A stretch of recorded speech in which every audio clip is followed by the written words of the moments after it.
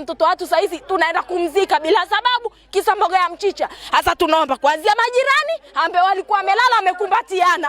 Huyo baba mzazi asialoua mtoto, huyo mama anajiita mama wa kambo, muda wote mtoto anapigwa amekaa. Tunaomba wote wachukuliwe. Mtoto mwenye umri wa miaka 13 aliyefahamika kwa jina moja la Shadia, mkazi wa mtaa wa Olmatejo A, kata ya Sakina jijini Arusha, amefariki dunia kwa madai amepigwa na kunyongwa na baba yake mzazi baada ya kuchelewa kibandani alipokuwa ameagizwa kuchukua mboga za majani na mama yake wa kambo.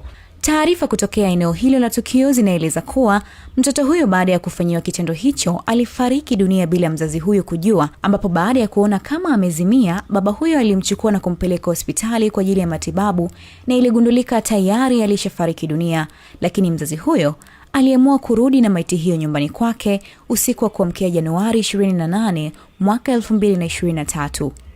Hii ni Gadi TV. Mimi naitwa Nasma, nimetokea Olmatejo A hapo juu. Tumepata hii taarifa ni asubuhi kwamba ni baba ambaye amepiga mtoto wake kiasi kwamba mpaka kumuua. Tulipopeleleza kujua ni shida ni nini, ni kwamba ni mtoto alitumwa akanunue mboga, mtoto kachelewa. Na mboga ya nyoka kaangu ni mchicha, hata si nyama. Mtoto kachelewa kutoka dukani, akaulizwa na mama yake, umechelewa umetoka wapi? Mama, kuna foleni. Mama akampigia simu mume wake, bana moja mbili ta. Baba katoka huko alipo na toa kachomesha nauli kabisa kuwahi kumpiga mtoto.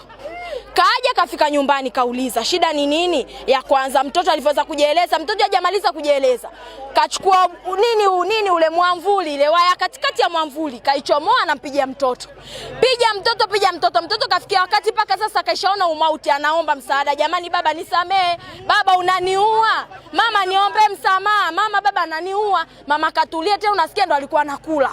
Yaani tena kazidi huyo anisikii huyo. Yaani huyo mtoto wako mtundu kama nini? Hapo baba unategemea nini? Si baba anazidi kumpiga mtoto. Matokeo yake ni hiyo, baba mara mwisho kaitisha nyundo. Nyundo hatujui kapiga kifua, kapiga kichwa, au alikuwa anagongelea misumari au fundi seremala, hatujui. Hasa sisi tunachokiomba serikali iwe uangalifu tena, yani serikali ichukue sheria na haki za msingi za huyo mtoto, maana mtoto kakatishwa masomo, mtoto ndoto zake zimekufa paka hapo. Saizi mashallah mtoto watu saizi tunaenda kumzika bila sababu kisa mboga ya mchicha. Sasa tunaomba kuanzia majirani ambao walikuwa wamelala wamekumbatiana.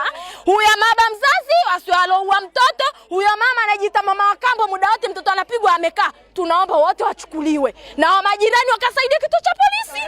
Sisi hatutaki kujua, maana upo kaka ukiingia hapo bomani hapo si ndo boma si ndo huwa tujui. Ukianza kuanzia chumba cha kwanza mpaka chumba, ina maana chumba kilichotokea tukio ni chumba cha mwisho. Hivyo vyumba vingine vyote vilikuwa vina watu. Eti wanasema eti watu walikuwa wako kazini. Haya wako kazini. Wanaume hawa ndo wanetafuta na ndo wanachelewa kurudi nyumbani. Hawa mama walikuwa wanafanya nini? Kwa hiyo iko hivi, tunaomba sheria ifuate mkondo wake. Huyo mama, majirani wachukuliwe wakasaidia jeshi la polisi. Sisi ile swala limetuuma, tena hasa imenuma mimi kwa sababu mimi ni mama wenye watoto wawili. Ukiniangalia unaona ni binti mdogo, lakini ni mama wenye watoto hawa. Wa kwanza anasoma chekechea, yuko anasoma chekechea na miaka 6.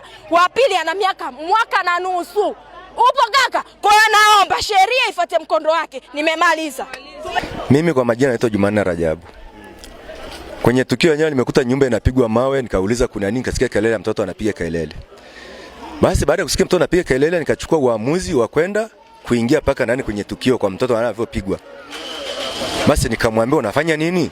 Lakini sasa hiyo mtoto pia akawa amekata moto, akawa amezimia. Lakini uamuzi niliochukua pia nikaita wapangaji, lakini hakuna mtu alionipa ushirikiano. Alikuwa akimpiga na chuma. Okay. Ambaye ni paprecha alikuwa ametoka kufunga bomba hapo jirani. Alikuwa anampiga maeneo gani? Sehemu za figo na mgongoni, lakini baadaye akawa na mnyonga. Lakini baada ya mimi kufika akawa amemwachia. Kwa jina naitwa Mama Rajabu. Namfahamu mtoto kama mtoto wa nyumbani wa kwetu. Hata jana pia alikuwepo muda wa asubuhi, nikamuuliza kwa nini uendi shule? Akaniambia mama, mimi nafanya usafi leo nimechelewa. Basi jioni akaja akanunua vitafunio kama kawaida, akaniungisha akaenda nyumbani. Saa 3 kasoro akapita, akamwambia Marajabu nitakumisi. Nikamwambia una kichaa unanimisi nini? Basi ndo baada ya muda huo akawa amepigwa sio na baba yake. Watoto wadogo wadogo wakaja wasemaje? Atanimisi. Kasimama pale na maziwa amebeba. Nikamwambia utanimisi kwa sababu gani? Akaingia ndani. Mtoto huyo marehemu. Lakini hapo muda saa 11 anamzuia mtoto wangu anamwambia usiende Unga Limited leo. Nikamwambia kwa nini unamkataza mwenzako asiende Unga Limited? Wanazuiana hapo nyuma wanacheza kweli. Nikamwambia kwa nini unamkataza? Akamwambia nakwambia usiende Unga Limited. Basi kwa kama alikiona kifo chake. Naona kwa sababu alivyoniambia amekuwa pale akaniambia kwa nitakumisi mama Rajabu ananipungia mkono hivi na maziwa kabeba.